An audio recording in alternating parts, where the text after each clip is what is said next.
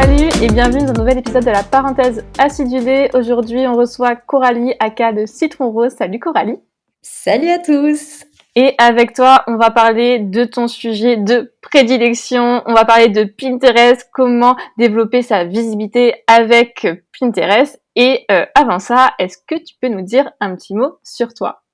Avec plaisir. Donc, comme tu le disais, moi, je suis Coralie, spécialiste Pinterest, mais aussi marketing de contenu et j'adore partager des astuces tout autour de ça.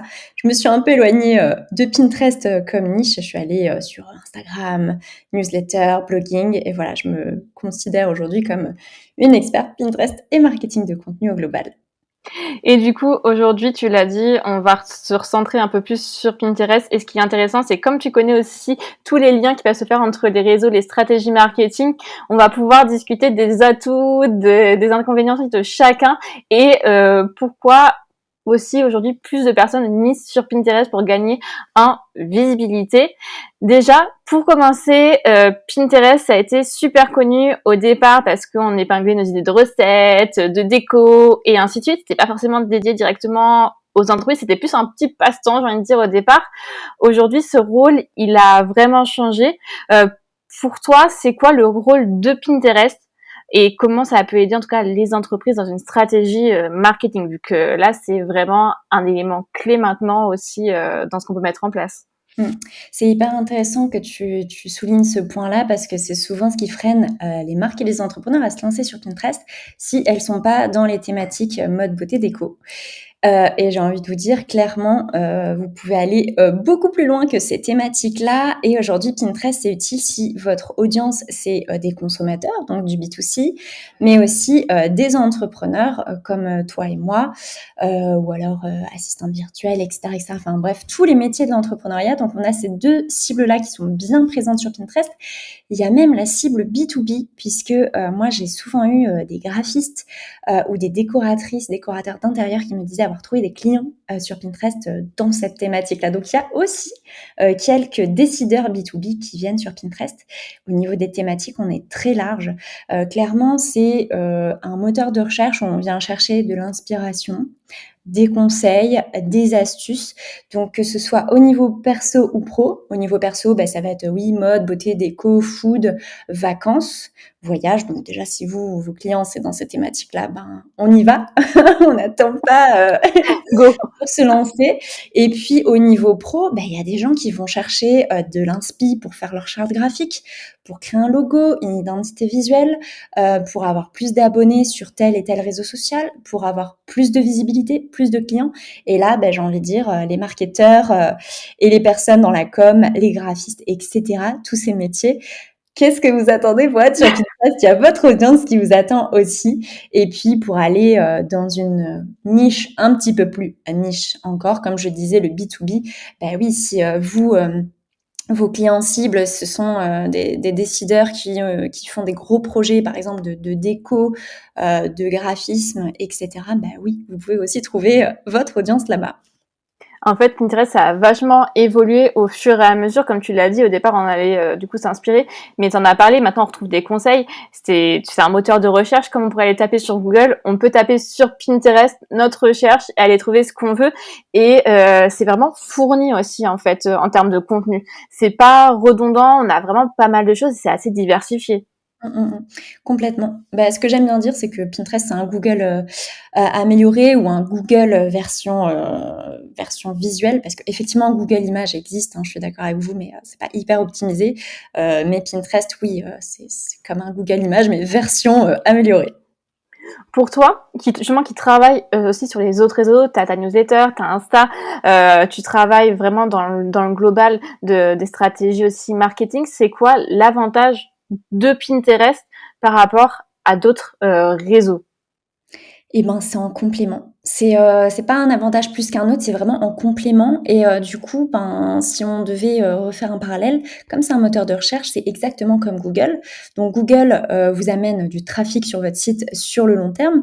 Parfois, c'est un petit peu compliqué de se positionner parce que effectivement, les règles SEO de Google, elles sont beaucoup plus complexes que celles de Pinterest. On est à plus de 200 critères de référencement. Sur Pinterest, c'est quand même un petit peu plus accessible et du coup, moi, je le vois déjà dans une stratégie de visibilité comme un complément à la stratégie SEO Google. En général, quand on optimise son SEO pour Google, franchement, la moitié du taf est faite pour celui de Pinterest. Il n'y a pas beaucoup d'actions à faire en plus. Et du coup, ces deux canaux qui viennent nourrir notre visibilité, notre référencement, sur le long terme, vraiment, c'est dès qu'on a appuyé sur le bon bouton au niveau SEO, c'est du trafic qui vient en continu. Et du coup, ce trafic-là, il peut amener vers notre site, il peut amener sur nos autres médias, nos autres réseaux sociaux. Parce que voilà, quand on découvre une marque ou un entrepreneur et qu'on aime ce qu'il fait, en général, on va voir ailleurs. Et puis, c'est aussi là pour remplir la base de données email. Donc ça, c'est vraiment très intéressant aussi pour ça.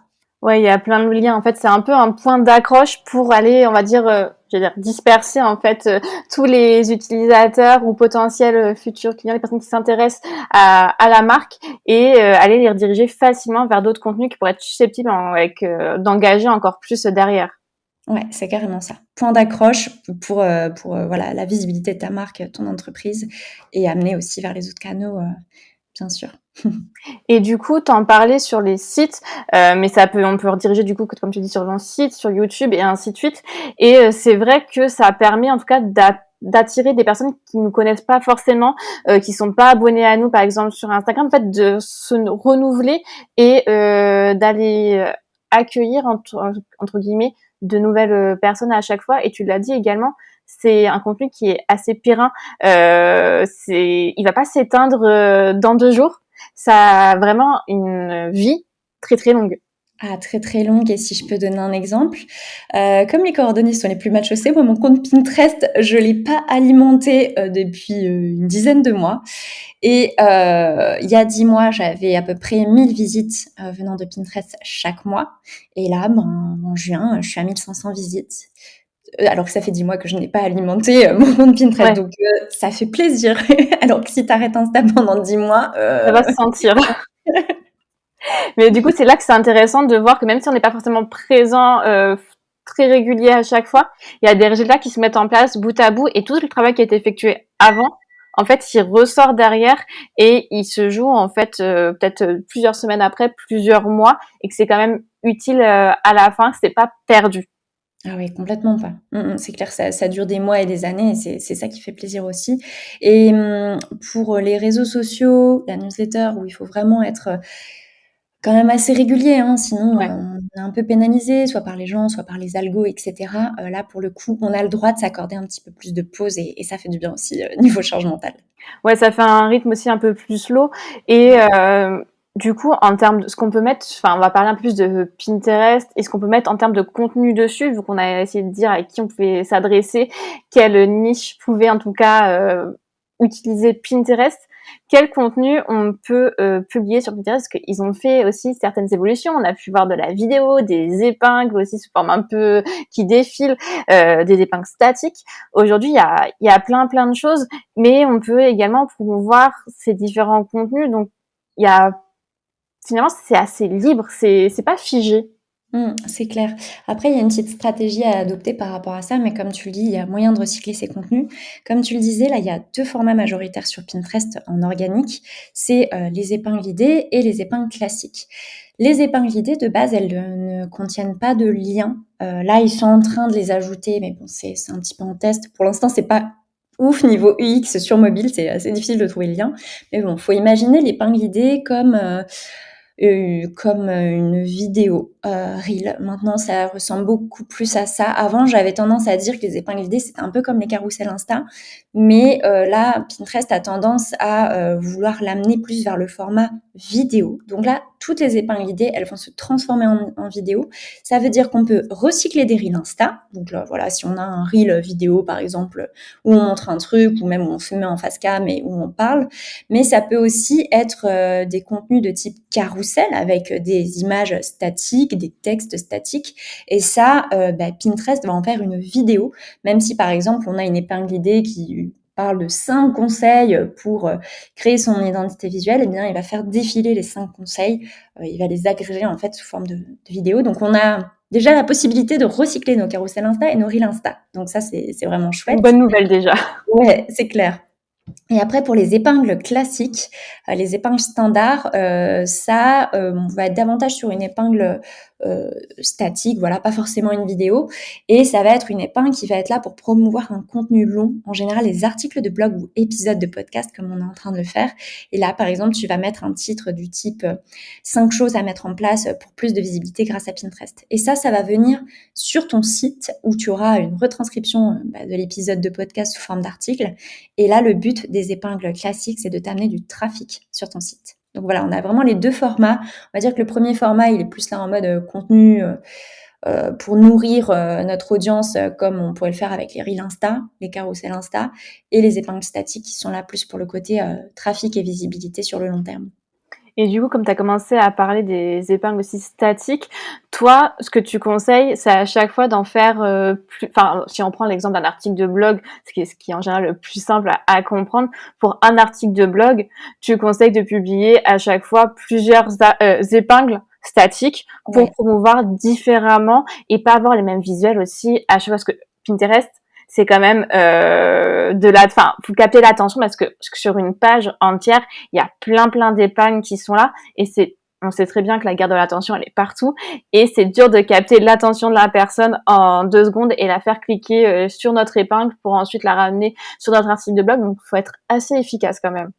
Ouais, complètement et du coup, moi, ce que je conseille, c'est de monter à 3 articles, enfin 3 épingles enfin, 3 épingles Pinterest, visuel Pinterest pour un article de blog et du coup, tu le dis bien, il faut capter l'attention. En fait, si on consulte Pinterest sur mobile, c'est 85 hein, des utilisateurs qui consultent sur mobile, on a 2 colonnes et il y a à peu près 4-5 épingles qui s'affichent en même temps. Les nôtres, celles d'autres personnes, tout est mélangé. Alors que, par exemple, si on regarde Insta, en général, on a, du coup, un post après l'autre. Mm. Voilà, donc l'attention, elle est un petit peu plus facile. Il n'y a pas besoin, entre guillemets, de devoir ressortir parmi 5 ou 6 autres images, sauf si on est sur Explorer. Et du coup, là, sur Pinterest, ouais, la guerre de l'intention, elle est un petit peu plus importante.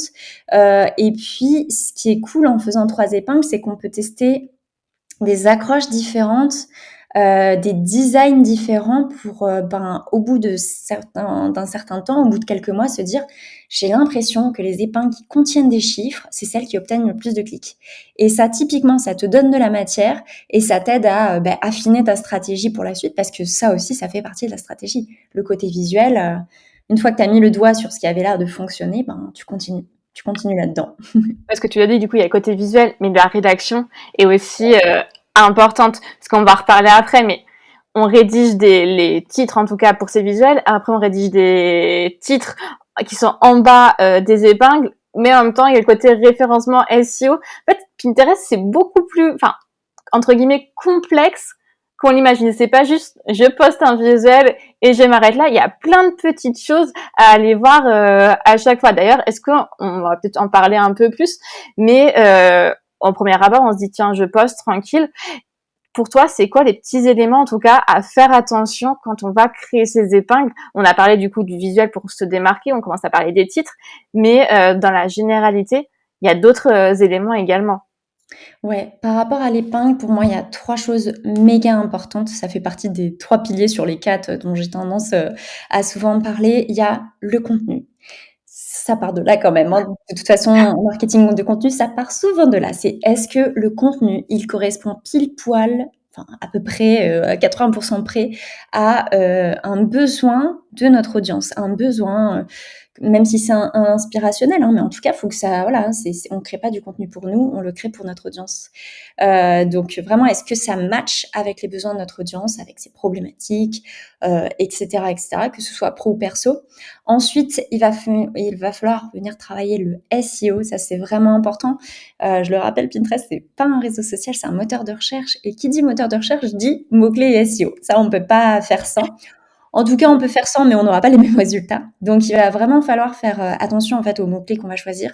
Les mots ont leur importance. Donc, sur identité visuelle, si les gens disent inspiration, identité visuelle au lieu de inspiration, identité graphique, eh bien, il va falloir choisir le premier mot. Il faut vraiment mettre le doigt sur le mot qui est le plus tapé par les gens. Donc ça, on peut s'aider de la barre de recherche Pinterest. Toutes les occurrences qui ressortent en gras, ce sont des mots-clés qui sont tapés par notre audience. Donc ça, c'est cool. On a une petite idée grâce à la barre de recherche Pinterest. Et le dernier point, ça va être le visuel. Parce qu'on aura beau avoir mis le doigt sur le bon contenu, sur le bon mot-clé. Si notre design d'épingle il n'est pas bon, en fait les gens ça va pas les inciter à cliquer. Et du coup des conseils par rapport à ça, c'est tout ce qui est mise en forme, du texte assez gros parce qu'on le consulte sur mobile, des couleurs qui attirent l'œil. Si on a un visuel par exemple, je sais pas moi, recette pour avoir les cheveux bouclés. Bon, faut qu'on voit peut-être un résultat avant-après, faut peut-être qu'on voit des cheveux bouclés après, faut attirer l'œil avec justement le côté de transformation qu'on va obtenir en lisant l'article ou en écoutant le podcast. Ouais, du coup, c'est plus complet et c'est pas seulement tiens, je poste et tranquille, je suis débarrassée, après il y a plus rien à faire. Voilà, il y a toute une stratégie à mettre en place si on veut que ça marche derrière. Et ça, c'est peut-être des choses qu'on a tendance à oublier. On le prend peut-être un peu Pinterest en mode oh, c'est plus tranquille, c'est plus chill, voilà, je vais peut-être pas mettre autant d'efforts, mais il faut quand même régulier dans ce qu'on fait, en tout cas mettre les bonnes actions au bon endroit. Toi, il y a des routines entre guillemets que tu conseilles de mettre en place justement pour se dire tiens toutes les semaines je fais ci ou je fais ça pour essayer d'optimiser, d'avancer, d'améliorer son compte et de rediriger plus de personnes vers son blog, sur son site ou ses autres contenus? Moi, ce que je remarque, c'est que quand on commence avec Pinterest, on est un petit peu perdu et on n'a pas forcément envie de se dire: «OK, toutes les semaines ou tous les 3 jours, il faut que je fasse ci, il faut que je fasse ça». Quand on n'est pas habitué à gérer un compte Pinterest, de manière pro, à basculer de perso à pro, on voit ça vraiment comme un truc, monstre et du coup, moi, ce que je conseille pour ça, c'est de fonctionner par batch. Là, c'est tout à fait possible de le faire sur Pinterest. C'est du coup regarder, OK, le mois dernier, j'ai publié quels articles de blog, j'ai publié quel contenu sur Instagram sous forme de reel ou épingle, ou carrousel, pardon. Et déjà, on part de là. Ensuite, on fait une recherche de mots-clés pour voir si ça a du potentiel sur Pinterest. Une fois qu'on a sélectionné nos contenus, on se dit, OK, bon, là, j'ai identifié que je pouvais faire 3 épingles idées grâce à mon recyclage de contenu Insta. Allez, je vais tout faire en même temps. Et ça se fait rapidement. On peut faire ça sur Canva en le mettant sur la même planche. On peut directement télécharger son reel Insta sans le modifier. Et puis, on peut programmer, que ce soit les épingles classiques ou les épingles guidées. On peut tout programmer maintenant. Et du coup, voilà, c'est vraiment ce que je conseille. Et pareil, si on a identifié qu'on avait 3 articles de blog à partager, voilà, je fais mes 3 petites épingles par article. Au total, ça m'en fait 9, mais je les ai faites tout en même temps, en dupliquant les 3 templates de visuels. Donc, j'ai pas à me casser la tête niveau design. J'ai juste à changer le titre, peut-être mettre ce chiffre-là, ce mot-clé-là à cet endroit-là, changer le visuel. Mais en tout cas, de faire tout en même temps, on reste dans la logique de l'action qu'on fait. Et après, il n'y a plus qu'à les mettre sur Pinterest et à les programmer. Et en fait, voilà. En batchant le côté sélection, puis créa, puis programmation et optimisation SEO, en fait, si on le fait par exemple en 3 temps, on peut programmer pour le mois et on est tranquille. Voilà, Ouais, j'avoue que la programmation, c'est un gros plus quand même parce que ça fait gagner un temps fou et en plus on est directement dessus. On n'a pas besoin d'y revenir parce que c'est vrai qu'il y a des outils tierces pour programmer, mais des fois au bout de un certain nombre d'épingles, ça devient payant, ainsi de suite, ça peut être redondant et on peut vite être bloqué. Maintenant, ils ont quand même Pinterest, je trouve qu'ils simplifient quand même beaucoup les choses pour les utilisateurs et essaient d'optimiser à chaque fois tout ce qu'ils font. Et ce qui est intéressant, c'est qu'ils mettent aussi des fois des petites études de cas pour qu'on puisse s'améliorer aussi derrière. Ouais, complètement. Et tu parles de la programmation avec des outils payants, c'est important de le souligner. Moi, j'avoue, j'aime pas ajouter plein d'outils payants. Je pense que quand on est un entrepreneur ou quand on est une marque, on en a un peu beaucoup. Donc, si on peut éviter pour la gestion d'un réseau social ou moteur de recherche d'avoir encore un outil payant, il faut profiter des solutions gratuites. Et comme tu le dis, on peut programmer sur Pinterest. Il y a quelques mois, au moment où, voilà, à l'instant T où on enregistre cet épisode, c'était pas possible de programmer au-delà de 15 jours. Maintenant, on peut publier jusqu'à 1 mois sur Pinterest, programmer jusqu'à 1 mois. Et du coup, ça facilite vachement la vie. Et moi, je sais que même pour mes clients, je programme tout sur Pinterest directement. Ouais, c'est beaucoup plus simple et beaucoup plus facile, à gérer par la suite. Donc ouais, Pinterest finalement, il y a beaucoup de choses et là, je fais un petit point peut-être un peu plus sur le e-commerce, mais c'est un très intéressant parce que maintenant ils ont aussi développé un petit onglet shopping, des choses comme ça pour les en fait, tu l'as dit sur les prestataires de services, il y a d'énormes possibilités, mais aussi pour les petites marques, il y a aussi de grandes possibilités de se faire connaître aussi plus rapidement et en fait, c'est pas parce qu'on doit être, enfin, on doit pas forcément être une grande marque avec plein de produits, ainsi de suite, mais il y a vraiment des opportunités pour les petites entreprises de se révéler, de se montrer. C'est ça que je trouve aussi très intéressant, sans forcément galérer non plus à créer une communauté directement. Ça, on peut être trouvé plus facilement. Ouais, complètement. Et oui, c'est vrai que tout à l'heure, quand je parlais des thématiques, je parlais pas que des services. Moi, mes clients, c'est majoritairement des e-shops et c'est clair que c'est un moyen en plus pour aller chercher de la visibilité et comme tu le dis, sur Pinterest, il y a vraiment ce côté moteur de recherche et du coup, il y a pas forcément besoin de développer une communauté. Alors bien sûr, le truc chouette, c'est qu'on ait plus d'abonnés parce que du coup, qui dit plus d'abonnés, dit plus de personnes qui vont voir nos contenus, mais il y a pas ce côté communauté qu'on doit développer comme sur Instagram, sur LinkedIn, sur TikTok. Voilà, ce côté faire transparaître l'humain qu'il y a derrière, etc. Se casser la tête sur le côté est-ce que je me montre, je me montre pas, ou qu'est-ce que je fais pour me rapprocher de ma communauté, ah faut que je réponde à tous les commentaires. Là, il y a quand même moins cette pression entre guillemets là. Et justement, pour continuer un peu sur, je suis totalement d'accord avec le côté, il y a moins de pression en tout cas pour être présent et de se montrer. Au moins, c'est voilà, on poste, on publie et ça vit un peu tout seul. Il y a moins d'engagement et des fois c'est assez agréable. Et je voulais continuer sur le côté un peu e-commerce et confronté avec le côté quand on est prestataire de service, au niveau des stratégies qu'on peut mettre en place. En fait, il y a vraiment des choses qui diffèrent totalement. Ou si on est à peu près sur les mêmes bases dans ce qu'on va publier, sachant qu'on va rediriger vers notre site, mais pour toi, tu as vu des grandes différences entre les strates ou pas? Moi, j'ai un gros parti pris par rapport à ça et ça diffère, sûrement de mes autres collègues, Pinterest manager ou experts Pinterest. J'ai géré, jusqu'à maintenant une quarantaine de comptes, que ce soit service ou e-shop, majoritairement des e-shops et du coup, j'ai remarqué que la strat, elle était quand même la même, à adopter.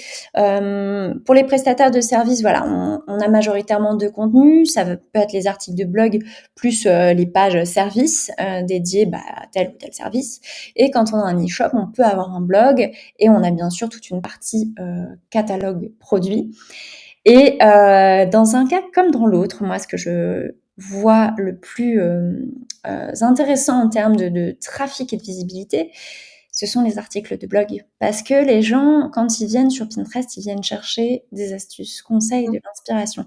Donc ils vont pas taper directement le nom du produit. Ils sont pas là en mode: «Ah, j'ai envie de faire chauffer la Ouais, carte bleue là». passer à l'achat. Ouais. C'est ça. On n'est pas là pour dépenser et aller. L'intention première, en tout cas le public, France, voilà, je sais pas comment c'est aux États-Unis, j'imagine que c'est différent. Le public en France, il est, là d'abord dans une logique de: «J'essaie de trouver des réponses, des petits conseils, des petites astuces et ah, cette marque, ah oui, je me rappelle, je l'ai découverte il y a 2 ans. Ah, ce prestataire, oh, il m'a l'air de faire des trucs vachement chouettes. Je pense que j'aimerais lui déléguer, tel et tel besoin». Et là, on va rentrer dans une logique de conversion. Mais c'est vrai que moi, Pinterest, je le vois comme une grosse force en termes de marketing de contenu et vraiment ce parallèle de je donne d'abord du gratuit à ma communauté, à mon audience, souvent une audience froide, et je réchauffe mon audience à travers mes contenus, que ce soit du coup les réseaux sociaux, la newsletter qui est vraiment chouette pour réchauffer. Et puis on peut aller un peu plus loin en ayant par exemple une stratégie d'ads, que ce soit Facebook Ads, Insta Ads, Pinterest Ads, pour amener notre audience au step d'achat. Voilà, c'est vraiment ce côté, je fais rentrer mon audience dans un tunnel. Je sais qu'il est froid, voire tiède, mais en tout cas, je vais devoir le réchauffer petit à petit avant qu'il achète ou qu'il fasse appel à mes services. Et vraiment pour avoir testé, même les e-shops, alors oui, j'ai mis en place des catalogues produits, oui, j'ai redirigé vers des fiches produits, mais alors au niveau visibilité, ça n'a rien à voir. Et j'imagine que conversion, ça n'a rien à voir non plus.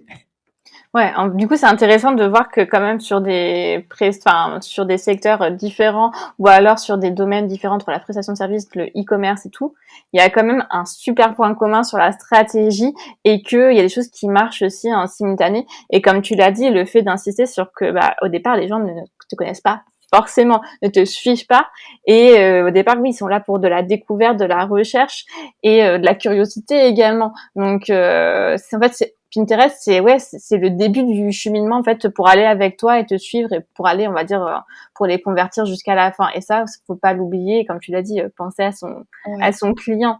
C'est ça et du coup, j'aimerais quand même apporter une nuance parce que c'est vrai que tout à l'heure, je faisais le parallèle avec Google. Google, tu vas aussi avoir des intentions de recherche qui sont plus transactionnelles. Par exemple, je vais taper, idées cadeaux, fête des mères, je vais taper, acheter, fleurs, d'intérieur, heu, ou alors, graphiste freelance. Voilà, je vais taper des requêtes transactionnelles parce qu'on est beaucoup plus habitué sur Google à faire ça. Sur Pinterest, clairement, en analysant les mots-clés, moi, je vois pas souvent des requêtes transactionnelles. C'est beaucoup plus inspiration, conseil que transaction. À contrario de Google où oui, il y a une audience un petit peu plus tiède, que sur Pinterest. Ouais, et puis comme tu dis, ça dépend peut-être encore de l'endroit où on est. Peut-être qu'en France, c'est pas encore passé ce cap-là, alors que peut-être aux États-Unis, Canada, à mon avis, c'est Oui, déjà un peu plus rentré dans les normes à ce niveau-là. complètement. C'est ça que je trouve super avec Pinterest, c'est que ça prend pas forcément trop de temps et trop de charge mentale pour s'occuper et faire de la création derrière. Mais par contre, les résultats peuvent être aussi importants par la suite et ça diffère de ce qu'on a l'habitude de faire à chaque fois. Et l'avantage, c'est qu'on n'a pas forcément besoin de recréer du contenu à chaque fois. On peut recycler ce qu'on a aussi fait sur notre réseau et le promouvoir d'une manière totalement différente pour convertir les utilisateurs. Et ça, faut pas oublier du coup qu'avec Pinterest, on accroche entre guillemets et on fait venir les gens chez nous, on va dire dans notre chez nous notre Dans entreprise, notre sens. avec nos services, voilà, dans notre petit monde entre guillemets. Mais c'est vraiment quelque chose qui commence en tout cas à plus être à évoluer et où il y a de plus en plus de personnes, ce qui n'était pas le cas encore il y a quelques mois, quelques années également. Et même ça, enfin, on peut s'inspirer également des gros comptes si on ne sait pas comment faire pour voir comment eux ils font les types de visuels également. Ouais, oui, oui, complètement. Ça peut être une bonne idée et ouais, tu parlais de l'audience. Je crois que c'est une stat de 2021. Il y a, 21 millions d'utilisateurs actifs, en France, sur Pinterest. Donc, c'est quand même pas mal, hein. C'est C'est ça quand même, ouais. Donc ça vaut quand même le coup d'y être. ouais, ouais. Et j'ai une dernière question par rapport à ça, justement, tu parles un peu de statistiques et autres. Pour toi, c'est quoi les résultats qu'il faut suivre, en tout cas pour voir un peu l'évolution de son compte, si ça marche pas, pour voir un peu les ajustements qu'on peut faire par la suite. Parce que c'est bien de produire, c'est bien de faire, mais ça peut être bien aussi de rectifier, par exemple, parce qu'il y a plein aussi de données, enfin voilà, Pinterest dispose de son propre analytics à l'intérieur pour pouvoir surveiller entre guillemets tout ça. Ouais, il y a 2 stats intéressantes à regarder qui vont du coup correspondre aux 2 formats d'épingles. Donc on a les épingles idées, là la stat qu'il faudra regarder c'est, clic d'épingle, parce qu'en fait on peut avoir des impressions sur une épingle idée, mais ça veut dire qu'elle apparaît dans le feed. Ça veut pas forcément dire que la personne a cliqué dessus pour regarder, du coup le contenu. Donc il faut vraiment regarder clic d'épingle et du coup ça correspond, voilà à une personne qui a regardé notre épingle idée et ça va être, intéressant pour le côté notoriété, même si ça ramène pas du trafic sur notre site parce que comme je te disais, niveau X sur mobile, c'est pas ouf d'accéder aux liens, en tout cas au moment où on enregistre. Mais déjà, ça vient travailler la notoriété. Donc ça, c'est chouette. Un peu comme, voilà, quand on a dans l'explorer, des contenus qui apparaissent, si on apprécie les contenus et qu'on voit souvent les contenus d'une personne, il y a un moment donné, ça vient travailler la notoriété et ça, on ne dit pas non à la notoriété, hein, peu importe notre domaine. Et puis, la deuxième stat à regarder, moi celle qui m'intéresse le plus, c'est les clics sortants. C'est très moche comme mot, ça veut dire visite, sur le site depuis Pinterest. Donc ça va être sur le format épingle classique. Donc ça voilà, ça on a la stat mensuelle et c'est pour ça que je disais moi j'ai 1 500 visites depuis Pinterest. C'est, quand je regarde sur mon analytics, il appelle ça des clics sortants, donc 1 500 clics sortants, donc qui viennent d'une épingle Pinterest vers mon site. Et ça, c'est vrai que moi, c'est une stat qui m'intéresse beaucoup parce que oui, moi, ce que je veux majoritairement, c'est du trafic sur mon site. Donc je disais 1500, mais même si on en a une centaine tous les mois, mais c'est génial parce que quand on regarde au cumul, on se dit, j'ai eu 1200 visites depuis Pinterest sur mon site. Et Ouais, si ça j'avais pas mis sur Pinterest, j'en aurais eu 0. Donc vraiment, c'est trop chouette, même si c'est une centaine de clics par mois. Ouais, c'est que ça peut se développer vite. Après, des fois, il y a des épingles, tu sais pas pourquoi, ça fait effet boule de neige et c'est celle-là qui va te ramener pas mal de trafic. Et c'est ça, en fait, ça devient intéressant quand on voit le nombre de personnes qui sont venues de Pinterest, qui sont allées sur ton site et sans avoir promu tous les liens. Par exemple, comme on pourrait le faire sur Instagram, clique sur ce lien, quoi que ce soit. Ça se fait aussi de manière assez naturelle et fluide. C'est Ouais. vraiment la personne, on la force pas. Enfin voilà, elle est intéressée. En fait, je pense qu'il y a aussi l'aspect où la personne est plus intéressée pour cliquer et en savoir plus derrière. C'est ça qui est aussi pertinent pour être sur Pinterest. Ouais, complètement. On arrive du coup à la fin de cette petite parenthèse et je voulais savoir si tu avais des derniers conseils à donner à quelqu'un qui veut en tout cas se lancer sur Pinterest pour gagner en visibilité et attirer plus de personnes sur ton site si elle n'y a pas encore. Qu'est-ce que tu as à lui dire pour qu'elle arrive sur Pinterest? Bon, alors, pour commencer, comme je le dis souvent, c'est vrai que quand on connaît pas un domaine ou voilà, on a envie de se lancer dans un projet, on ne se lance pas. Moi, perso, le podcast, ça m'appelle depuis 2 ans et demi et je l'ai toujours pas lancé. Donc voilà, il y a vraiment cette peur de la nouveauté, ce côté: «Ah non, mais si je connais pas bien, je me lance pas». Là, sur Pinterest, je vous donnerai pas le choix. Vous créez un compte Pinterest, vous le passez en compte pro parce que voilà, ce qui va être intéressant, c'est d'avoir des stats de ce que vous faites. Donc, faut le passer en compte pro, c'est pas très compliqué. J'ai fait un article d'ailleurs sur le sujet, sur le setup pour avoir un compte Pinterest professionnel et optimisé. Et puis, vous recyclez vos Reels Insta, vous recyclez vos carousels Insta.